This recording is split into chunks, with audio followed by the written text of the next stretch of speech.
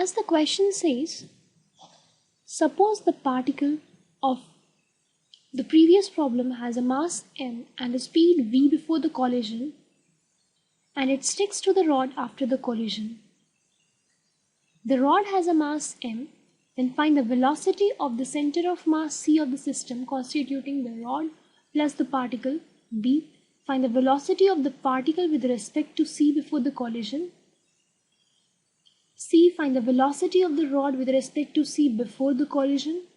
Find the angular momentum of the particle and the rod about the center of mass c before the collision. Find the moment of inertia of the system about the collision. Find the velocity of the center of mass c and the angular velocity of the system about the center of mass after the collision. Proceeding with the first part, in which we need to find the velocity of center of mass. So conserving the momentum, since we are having the system of the rod and the particle, there is no external force. So conserving the linear momentum, we get mv equal to rod of mass rod plus particle into v dash, giving us v dash to be simply mv upon m plus v. Proceeding with the second part, in which we need to find out the velocity of the particle with respect to c before the collision. So it will be v minus v dash, right?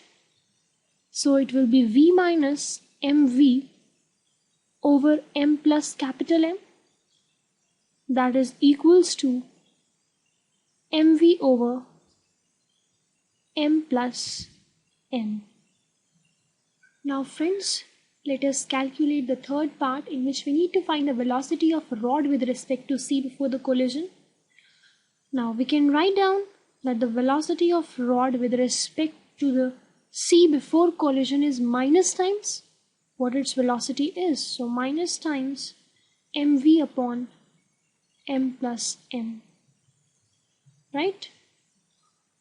Coming to the d part, that is, find the angular momentum of the particle and the rod about the center of mass c before the collision.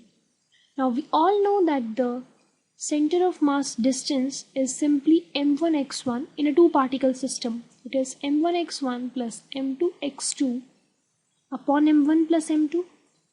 So here we can write it as ml over twice of m plus m.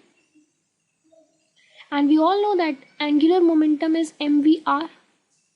So here we can write it as m v, where v is mv over m plus m, and r being that we got from above, that is ml into 2m plus m, giving us the angular momentum of the body. So we are writing it as m body equals to m square m vl, giving upon 2 m plus m whole square. Now this is the linear momentum we got for the whole body. Now let us proceed to find, with the same concept, the angular momentum of the rod about center of mass.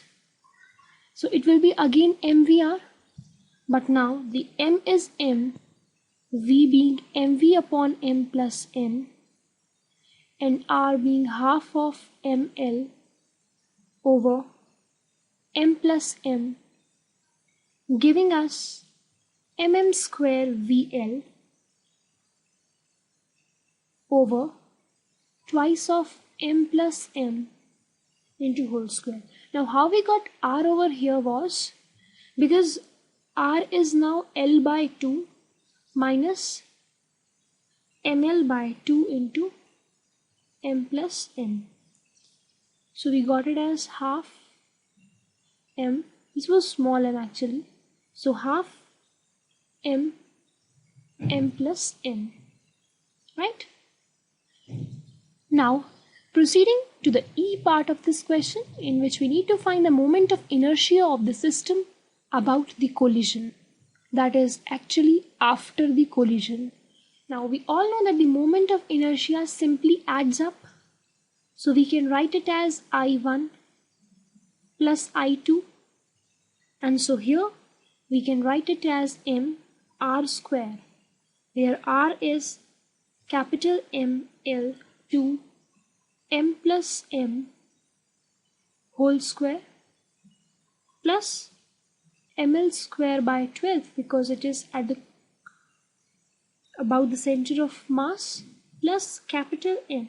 Now this was the capital M because the mass of the rod was there, plus capital M into r square, that is ml over twice of m plus m whole square, giving us the moment of inertia to be capital M into capital M plus 4m L square upon 12 m plus m whole m plus m, not whole square actually, because, or will be getting it? No, the square won't be there because it will be cancelling out from above, because you will be getting a factor in the numerator also. Proceeding to the last part of this question, in which we need to find the velocity of the center of mass C and the angular velocity of the system about the center of mass after collision. Now we are having the velocity of center of mass to be mv upon m plus m.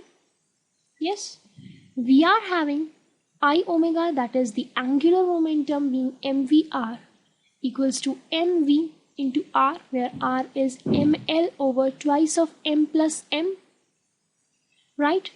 So simply we can write the omega to be 6 mv over m plus 4m into L. Now here we got this center of mass velocity from the A part only, because this was v dash, that is the when with respect to the center of mass only. So for center of mass we can write down the velocity to be this.